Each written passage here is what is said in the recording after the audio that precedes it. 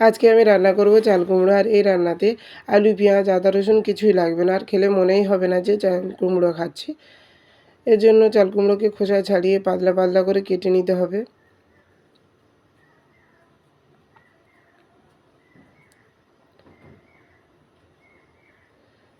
এবার কড়াই গরম হয়ে গেলে কড়াইতে অল্প পরিমাণে তেল দিয়ে শুকনো লঙ্কা 5 ফোড়ন তেজপাতা দিয়ে একটু ভেজে নিতে হবে। তারপরে ভেজানো ছোলা দিয়ে দেব, দিয়ে তুলে দেব কেটে রাখা কুমড়ো।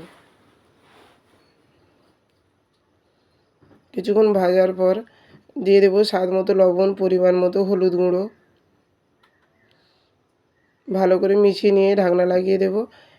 কিছুক্ষণ পর ঢাকনা তুলে কুমড়ো থেকে অনেকটা জল বেরিয়ে গেছে। এবারে কোরানো নারকেল দিয়ে দেব।